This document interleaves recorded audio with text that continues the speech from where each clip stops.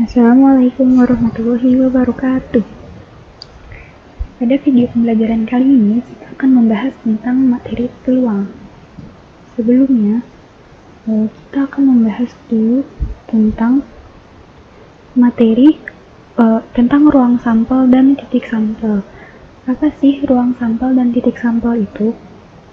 Ruang sampel adalah himpunan yang memuat semua kejadian yang mungkin, sedangkan titik sampel adalah setiap anggota pada ruang sampel. Contohnya, misalkan ibu mau melemparkan sebuah dadu. Dadu itu kan memiliki 6 mata. Ada 6 mata dadu ya. Ada 1, 2, 3, 4, 5, 6. Nah, kemungkinan mata dadu yang muncul adalah pelemparan sebuah dadu itu kita tuliskan di sini S, ruang sampelnya. S sama dengan 1, 2, 3, 4, 5, dan 6.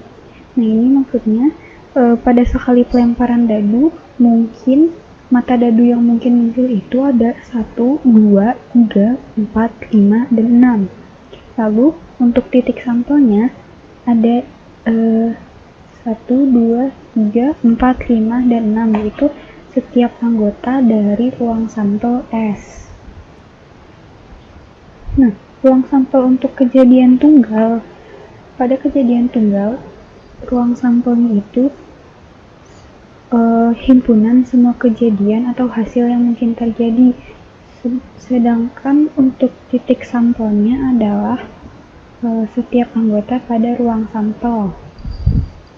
Misalkan ibu memiliki sebuah koin. Koin ini kan memiliki sisi permukaan angka dan permukaan gambar. Biasanya gambar burung Garuda ya kalau misalkan di uang logam. Pada pelemparan sebuah uang logam, kemungkinan yang muncul yang berada di atas adalah permukaan angka atau permukaan gambar. Nah, kedua kemungkinan itu merupakan ruang sampel. Jadi dituliskan S sama dengan kurung kurawal A untuk angka dan G untuk gambar. Nah, A dan G masing-masing adalah titik sampel dari kejadian pelemparan koin tersebut. Lalu untuk ruang sampel kejadian majemuk itu kita bisa peroleh dengan mengurutkan titik sampel menggunakan diagram pohon atau tabel. Nah, kejadian majemuk ini yang kayak gimana sih? Misalkan ibu mau melemparkan 2 buah uang logam, atau misalkan ibu mau melemparkan 2 buah mata dadu, atau ibu mau melemparkan 1 uang logam dan 1 dadu. Ibu akan berikan contoh penggunaan diagram pohon dan tabel untuk percobaan pelemparan 1 buah uang logam dan 1 buah dadu. Yang pertama kita akan membahas tentang penggunaan tabel untuk uang logam. Di sini di sebelah kiri ibu sudah tuliskan sisi-sisi yang mungkin muncul, yaitu A untuk sisi angka dan G untuk sisi gambar.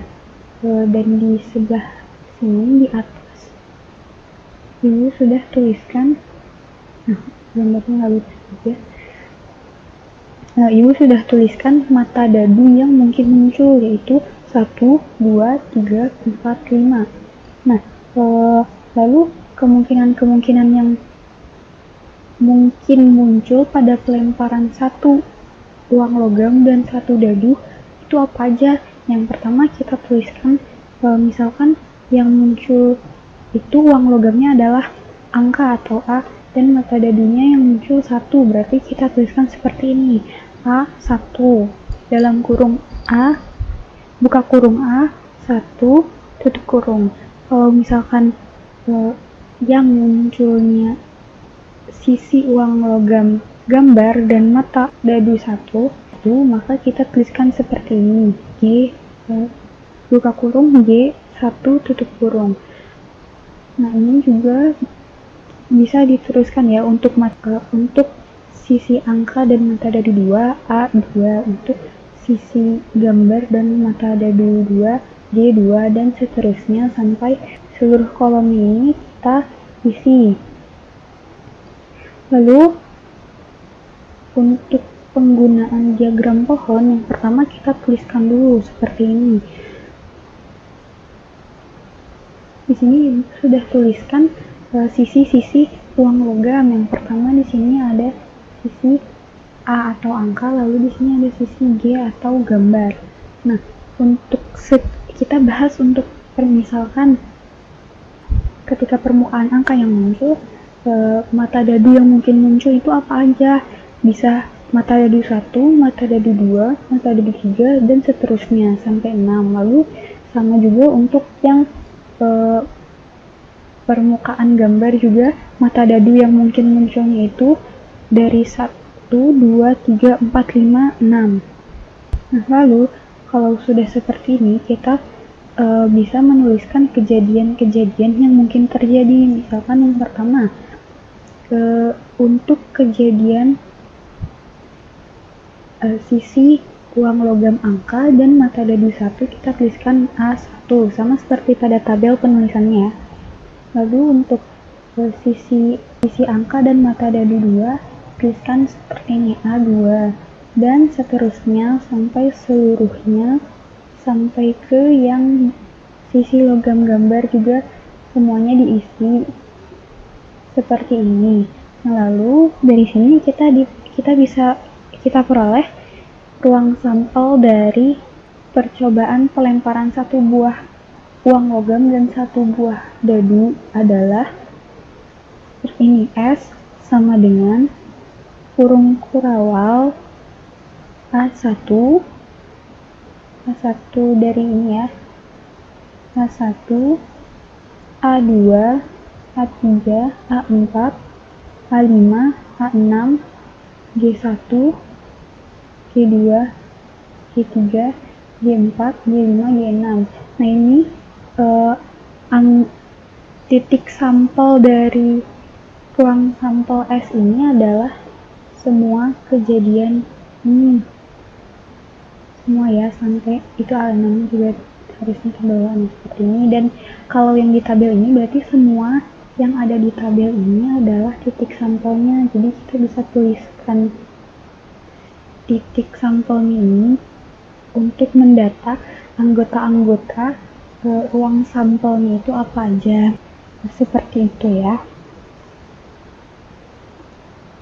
Nah, dalam percobaan majemuk, jika percobaan pertama memiliki n titik sampel, percobaan kedua memiliki n titik sampel, dan kedua percobaan dilakukan secara bersamaan, maka titik sampel pada percobaan tersebut adalah m dikali n. Nah, untuk percobaan yang sebelumnya itu kan uang logam dan dadu ya. Sebuah uang logam itu dia memiliki titik sampel 2, yaitu A dan G. Dan untuk dadu itu titik sampelnya ada 6, 1, 2, 3, 4, 5, 6. Berarti titik sampel percobaan majemuk pelemparan satu buah uang logam dan satu buah dadu adalah 2 dikali 6 sama dengan 12. Seperti itu ya. Nah, contoh soal, seperangkat kartu bridge atau kartu remi dikocok, kemudian diambil sebuah kartu secara acak atau random. Tentukan titik sampel kejadian berikut. Yang pertama, terambil kartu king. Yang kedua, B, terambil kartu bernomor kelipatan 3. Nah, sebelumnya itu seperangkat kartu bridge ini isinya apa aja? Seperti ini ya, terdiri dari 4 jenis kartu bergambar sekop, ini sekop, keriting, hati, dan wajib. Ini ada gambarnya ya, ini yang sekop, ini hati, ini wajib, ini keriting. Nah, bisa dilihat masing-masing dari 4 jenis kartu ini memiliki anggota yang sama, yaitu terdiri dari kartu A atau kartu as, 2, 3, 4, hingga 10 ya. Lalu kartu J atau Jack, Q atau Queen, K atau King. Nah, untuk pertanyaan yang pertama ini, pertanyaan A, tentukan titik sampel terambilnya kartu King. Di sini kita bisa lihat di gambarnya, kartu King ini ada 4 di sini ya.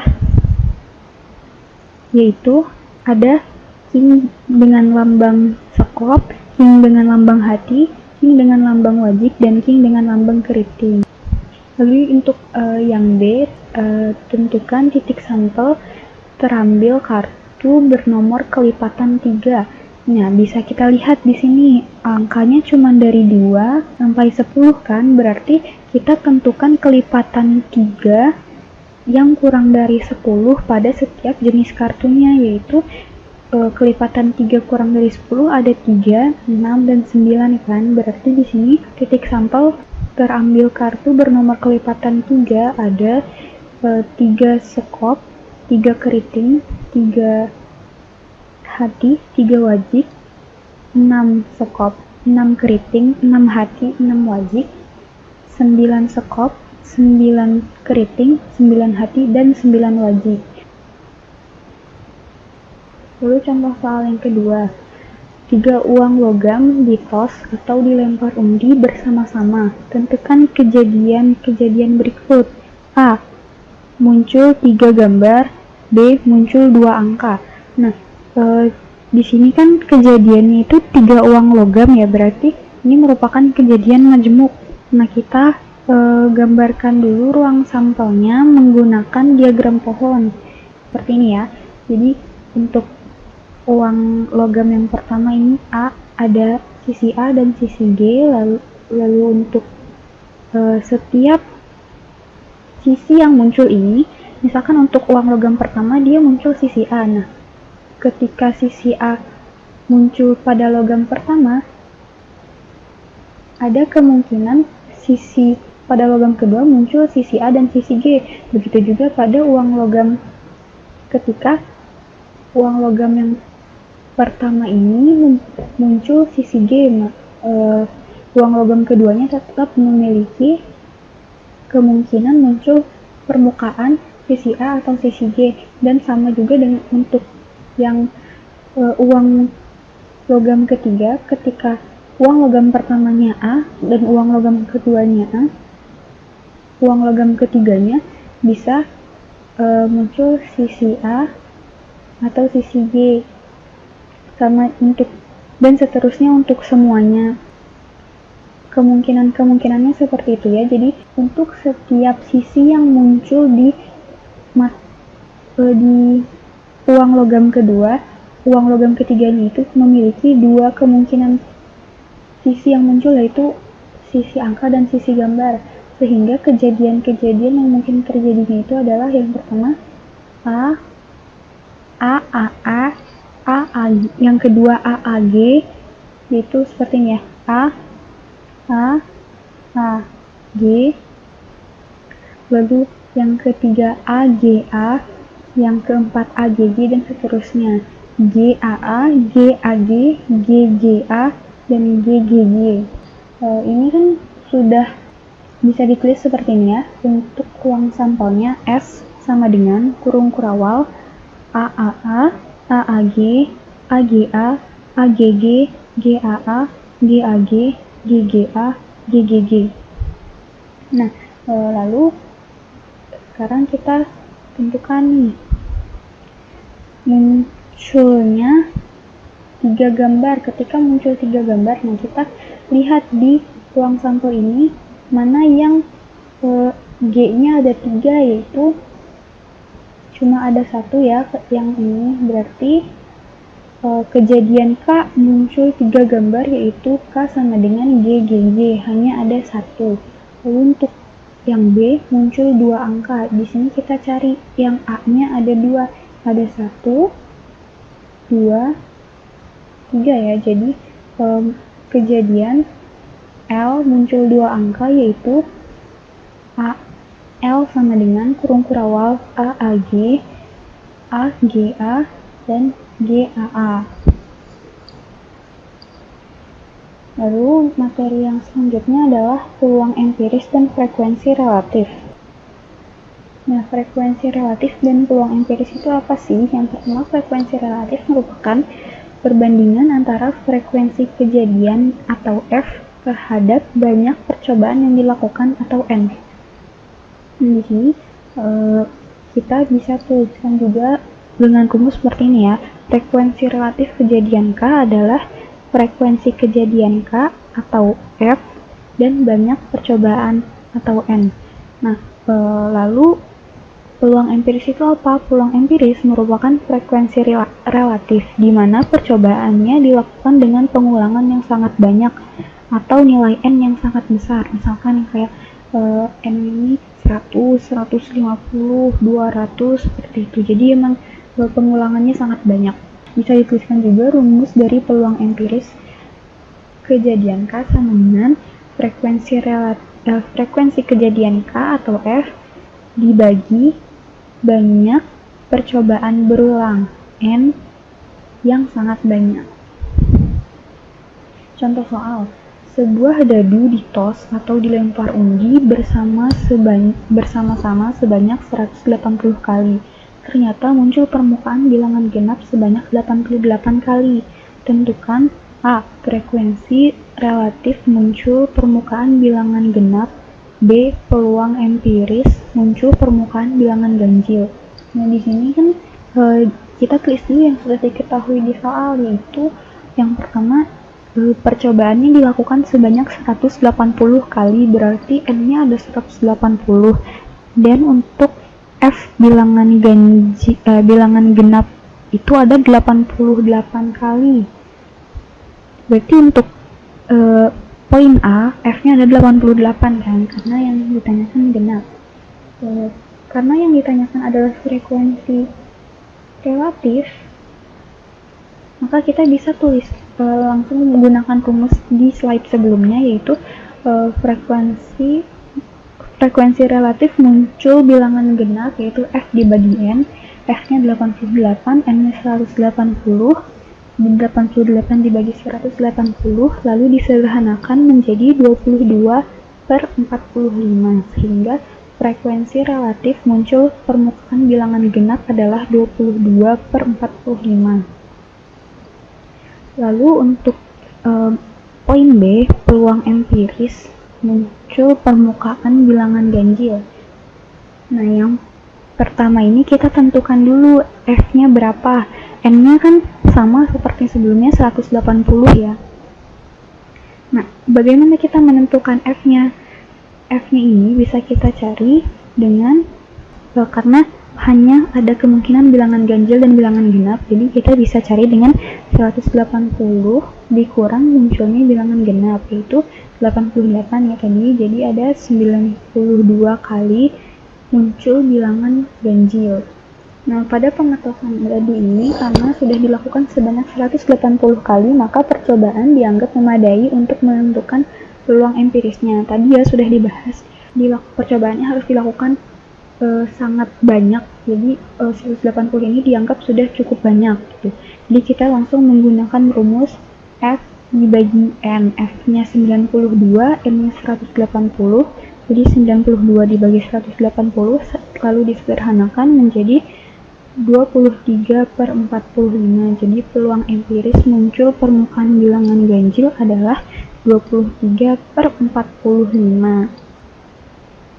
Nah, pada prakteknya, peluang empiris suatu kejadian seringkali dianggap frekuensi relatif dari kejadian tersebut, sehingga peluang empiris suatu kejadian diasumsikan sama dengan frekuensi relatifnya, seperti pada contoh soal sebelumnya ya.